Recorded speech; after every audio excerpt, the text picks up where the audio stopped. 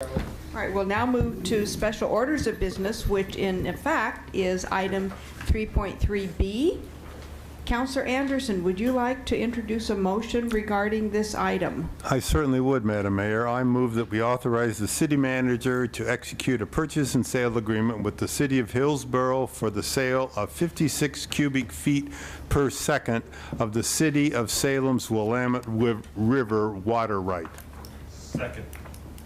All right, it's been moved by Councilor Anderson and seconded by Councilor Bednarz. Councilor Anderson, would you like to discuss the motion? I would. And thank you. This is, I suppose on one level, some people could look at this as kind of scary if we're giving away our rights to the water in perpetuity. So I thought it was important to bring it out to have a discussion, because once we understand what's going on here, it is not that scary. I've got a few questions for Director Fernandez to help the discussion. I learned a new acronym here, which is CFS, which is cubic feet per second, or feet per second. And it says right now we have 239 CFS in water rights on the North Santiam River, which is from where we draw our water. I'm curious, Director Fernandez, how much are we using of those 239 CFS on a regular basis? So I don't operate in CFS. I operate in MGD, million gallons per day. So those 239 cubic feet per second are equivalent to 148 million gallons per day. Okay. And the City of Salem this past summer used our maximum day was 44 million gallons. Okay. So we have an extensive reserve of water rights in the North Santiam River where we draw our water from. And we are, I can't say it enough, how blessed and grateful we are to our forefathers. And I usually say forefathers and foremothers, but in the 1930s it was it was all guys. So that they acquired those rights. Those rights are fully certificated. So we have a right to pull every gallon of water on the day we need it. We do extensive analysis all the time to see what our needs are and what we predict our needs to be. We don't foresee hitting what we can produce and deliver to town, which is 66 million gallons per day, for another 100 years. Okay. So to reach 148 million gallons would be an astronomical growth. So what we own on the North Santiam River is more than enough. Okay. The blessing then extends because somebody thought it prudent to buy 200 cubic feet per second on the Willamette River. Those rights are not fully certificated. Those rights are on what's called a permit, which is an intermediate step, because we don't yet have the ability to make beneficial use of them. Could I interrupt you for a second? You said fully certificated twice now, and perhaps you can explain what that is. That means that, so there's several steps in owning a water right. Oregon water law requires that you show that you can bring that right to beneficial use. And we've proven that we can bring all 148 million gallons on the North Santiam River to beneficial use. We cannot prove that on the Willamette River because we don't even have a treatment plant on the Willamette River. So, but we own those rights. We have a permit that extends to the year 2080, I believe, because municipalities have special rights because the state understands that we need to plan for the long term. So we have those additional rights, and I'll tell the council right here and now that if we're ever offered other rights, I'll probably bring it to you for purchase, because it is like gold. Yeah. But at this point, what we have is the City of Hillsboro is in need of water. Unlike the City of Salem, they have a lot of industry that is water intensive, and they see continued growth. So they are, I don't want to use the term desperate, but they are in need of creating water, and there aren't any other rights on the river that are attainable. So they approached us, and we looked at it. We asked our water rights attorney what he thought, and he said this was a good deal to be able to monetize a right that really we won't need for a very long time, and then to be able to use that money for other needs in the utility, which are endless, as Councilor Benars was speaking to previously. That's why we brought it to council and recommended it, because we think it's a good opportunity. Yeah. A couple follow-up questions, Mayor. First, we're selling 56 CFS with the option of obtaining up to 44 of additional water, and as well as the option, there's something about the right of first refusal, and I see that's explained in section 2.2 and 2.3 of the contract. You know, my way of thinking a right of first refusal is if we had somebody else offer us, we would first have to go to Hillsboro and say, somebody's offered us this, can you match that? So what happens if at the time when that right can be exercised, nobody has offered us any other money other than the City of Hillsboro? How do we negotiate on that 56 again, or is it fixed at the price that we've already sold it? So the amount that they are purchasing, that price is fixed at $400 an acre foot, and we're throwing different. it all equates, but they're all different ways of talking about the same thing. I always think of things as swimming pools full of water. If you want to throw that one in too. So the option rights and the rights of first refusal are at whatever the future value of the water is. So it's not so they're purchasing the 56. The additional water is really at a price to be determined. Right, so we're not locked in. When that comes to term. And the right of first refusal is simply, we don't see, as we sit here today, we don't see another buyer for the water. But if one were to show up and council felt that it was the right thing to do, the first step would be to call Hillsboro and say, we have an offer on the table for X amount, do you want it or not? There's two issues here. The one is, if no one else offers us anything for the water at the time period specified, we renegotiate with Hillsboro for their option to purchase up to another 44 CFS. Or well, if we can't sell it, we don't sell it. But if somebody offers us, we have to go to Hillsboro and say, this municipality has offered us, you have the opportunity to match it. We will cut our best deal with the other municipality, and then Hillsboro will either match it or not match it. Then my final question is, what's gonna happen to this money? How are we gonna use it? And where it'll come through? Well, it's coming into Fund 310, the utility fund, and it's being paid. So let's back up.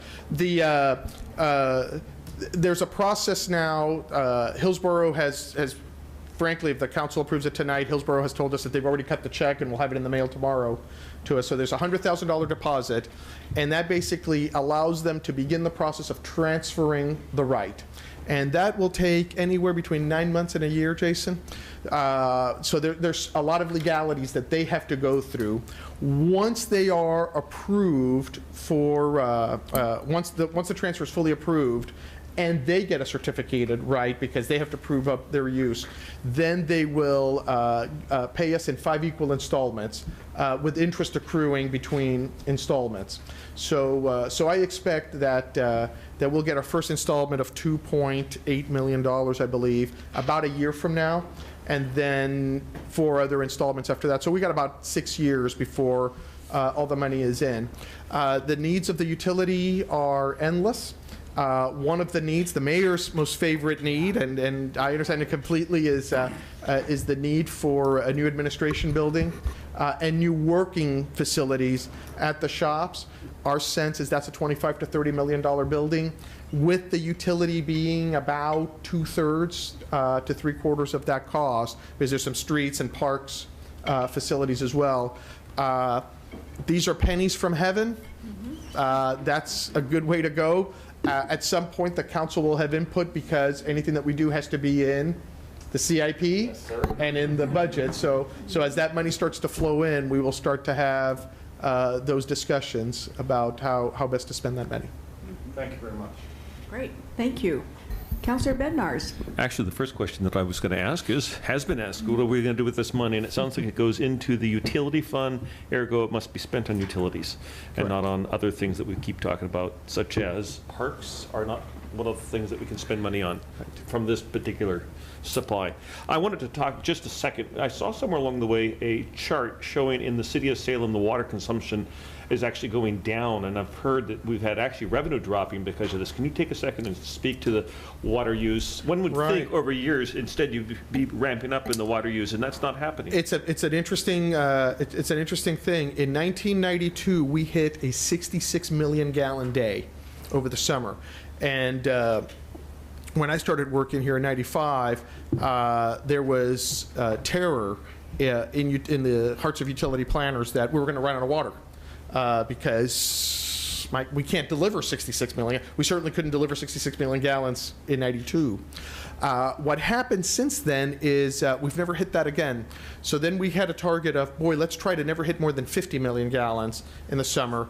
And then we weren't hitting, we weren't even hitting that, and we're not hitting that. What's happened? We lost a lot of food processing that were intensive water users. Yeah. We lost Mitsubishi Silicon, which was an intensive water user. And all these low-flow fixtures that houses use make a difference. This is an issue. It's a good issue for the environment, a bad issue for the water company. This is happening all over the country. Americans are using less water. The low-flow fixtures and water becoming more expensive have conspired for people to drop their usage of water. Las Vegas is the perfect example. Las Vegas doubled in population and halved their water consumption all at the same time. So there's a lot of this awareness. So then it puts the utility in kind of a tough situation because we have to deliver that water no matter how much people are using. You have to have it at your tap ready to go no matter what. So that's been an issue that we've dealt with over the years.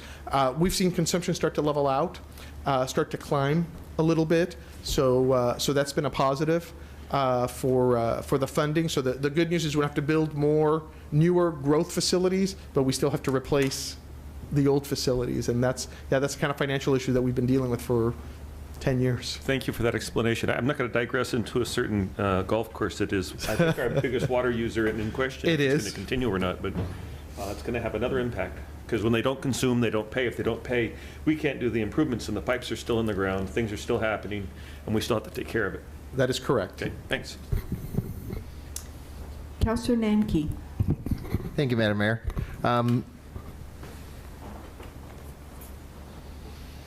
We've discussed in the past that we need to be working towards more water supply, and if we haven't perfected some of those within 20 years, we're too late. But we're still looking for groundwater rights. Like I say, even after this whole transaction, we'd end up with still 100 cubic feet per second coming out of the Willamette. But the rest of the country is running out of water, and it would do us well to really focus on how we get there down the line, because they will be moving here, because they will not be able to function in a lot of the locations that industry currently is. And so it's a fairly young water right as far as getting rid of that one. And with the other balance we have and other potentials as well with groundwater and what have you to supplement that. I'm happy with that. It'll be nice to actually utilize some funding to potentially do some seismic issues as well. So look forward to that discussion. Yeah, so the construction budget actually has money in it to begin to study the ground wells as a supplemental source. So that's something we're going to start to study. We do own water rights in East Salem, groundwater rights. We own groundwater rights in West Salem. So that is something that, and then can we get more efficiency out of our aquifer storage and recovery wells as well?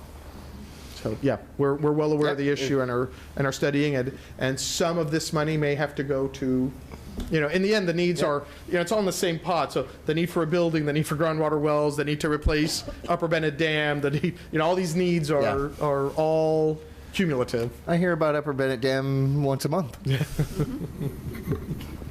Well, I would like to ask a question which probably maybe other people know the answer to, but I don't have a clue.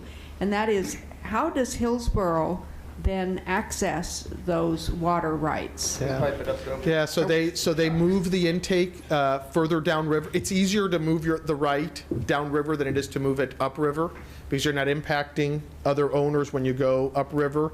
When you move downriver, you don't impact other owners.